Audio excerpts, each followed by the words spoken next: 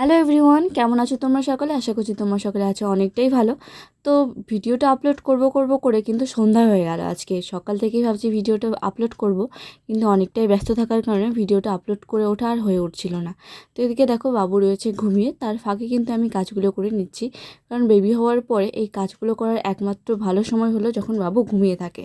তো এদিকে দেখো ঠাকুরদা এসেছে বাড়িতে, সেই জন্য মিষ্টি নিয়ে এসেছিলো।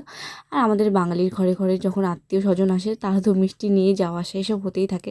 তো সেই মিষ্টিগুলো আমি ঢেলে রাখছিলাম, কারণ মিষ্টিগুলো যদি আমি প্যাকেট থেকে বের করে না রাখি 1 মিনিট মানে কিছুক্ষণ পরে আর কি পিঁপড়ে লেগে যেত, সেই জন্য। আর তারপরে এদিকে দেখো বাসন কয়েকটা আমি কিন্তু খাওয়া দাওয়ার পরেই ধুয়ে নিচ্ছি দুপুরবেলা। এদিকে বাবু এখনও রয়েছে ঘুমিয়ে, সেই ফাঁকে কিন্তু আমাদের খাওয়া দাওয়া, বাসন ধোয়া, ঝাড় এসব হয়ে গেছে। আর এখন ওই বাবু ওই আর আধ ঘন্টা মতো খুব জোর ঘুমোতে পারে, সেই জন্য আমি ভাবলাম যে এই ফাঁকে কিন্তু বাবুর সমস্ত জামা কাঁথা এগুলো আমি ভালো করে গুছিয়ে রাখি। তো এই যে চেয়ারে সব কিছু নিয়ে এসেছি, আর এই যে এই লাল ঝুড়িটা দেখছো মানে রাখার জায়গা, তো এটাতে আমি বাবুর সব জামা কাপড় এসব কিন্তু ভাঁজ করে করে রেখে দিই। এটাতে সুবিধা হয় কি, ভাঁজ করে রাখলে আমি ঘরের মধ্যে সব কিছু পেয়ে যাই। জামা প্যান্ট কাঁথা এসব আমি কিন্তু ভালো করে আলাদা করে রেখে দিই।